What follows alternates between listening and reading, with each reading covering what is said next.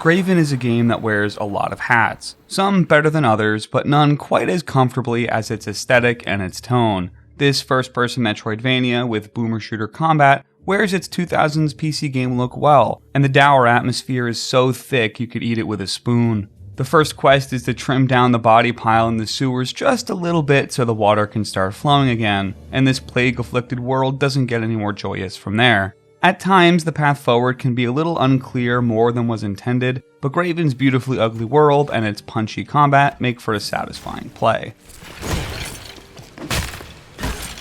I've spent 16 hours over the past few days with the 1.0 build of Graven, and I haven't rolled credits.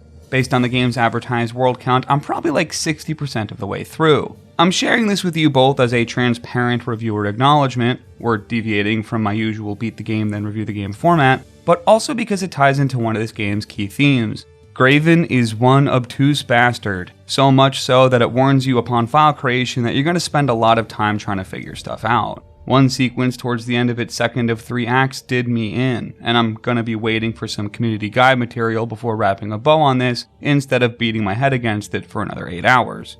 If you don't plan on utilizing similar texts yourself, just be prepared for what you're getting into. For those who grew up on a diet of Heretic and especially Hexen, this should come as no surprise. These Graven forebears are more than just fantasy reskins of Doom. They're also arcane in ways beyond their grimoires, and Graven embraces that.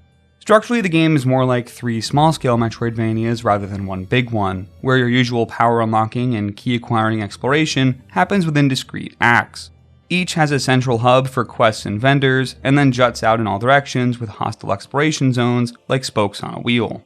You'll be navigating these areas with no compass and no markers, and for the most part this aids the game's tone. Fumbling around in every direction bolsters the helplessness the game's world exudes, and also gives you time to really soak in every sequence. There's also plenty of secret rooms and extras you stumble into when seeking out the main path forward that are rewarding consolation prizes when the thread you followed wasn't the right one. Where it goes a stretch too far is when the one lifeline it does give you, auto-written journal entries, are vague to the point of uselessness. Trying to read notes outside of real time is awkward because there's no visual accompaniment. You'll read a note that says, yes, this room should let me get to the balcony, or something, but that may have been an entry from an hour ago, and you have no idea what room it's actually referring to. I chuckled when another entry told me to go to the bog. What do you mean, the bog? Singular. I've been in nothing but bogs for hours. The entire first act is a swamp. These worlds are fun to explore, and I largely believe the right balance of guidance and obscurity is found, but the few times you find yourself hopelessly stuck are usually because you don't even know what you're looking for, let alone where it is. The other hat Graven wears is fast-paced combat. You have a high move speed, especially when sprinting, that you can use to weave in and out of enemy fire. All of your foes use either traveling projectiles or high wind-up melee swings. Outside of a few specific bosses, this lets you outplay most encounters with clean movement fundies. Different spells pull from different mana pools, which demands you switch things up and balance ammo and mana counts. It feels great. Spells and effects are punchy and aided by some stellar animation work. You magically flick through the pages of your tome to access different techniques, and one weapon is literally just unleashing the crackling energy of spellbook on your foes. It really nails the fantasy of escalating power. Part of that is because you spend a lot of time with your dinky wizard equivalent of a pea shooter. You have to Ember before you can Inferno, which in a gameplay sense will demand you commit boss drops and lots of gold towards the most important spell upgrades.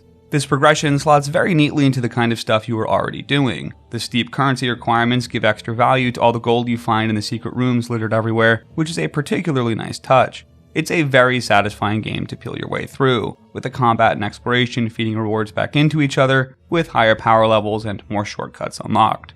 Where Graven is lacking, even in its 1.0 build, are a few minor but consistent technical issues and some general traversal awkwardness. I can't remember the last time I had a bone to pick with the game's autosave and checkpointing system, and that might be one of the few areas where Graven is throwbacking in the wrong ways.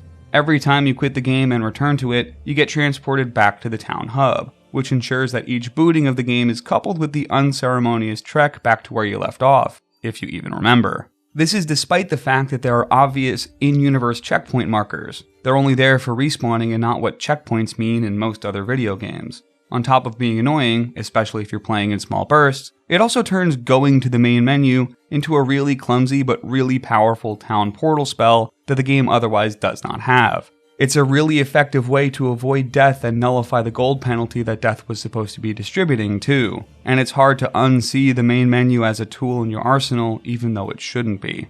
And for all of his horizontal speed, our protagonist's general agility is low. Obstacles that visually read as easy to clear seldom are, at best requiring a running start you didn't think you needed, and at worst catching you in small patches of terrain and ditches you can't escape. Ladders aren't his strong suit either, with clunky entry and exit into the climbing state that doesn't flow with the game's otherwise fast movement. I also had a recurring drowning issue where half the time I died by drowning, I would respawn retaining the drowning debuff and instantly die again unless I restarted.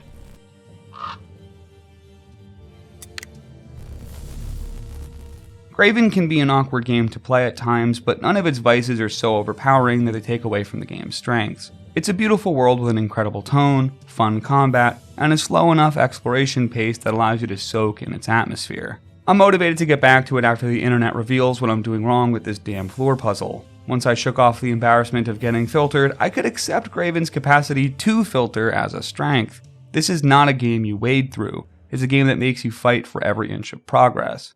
Graven has its flaws, but it's a satisfying experience nonetheless. It may deal in magic, but you can never accuse it of not sticking to its guns.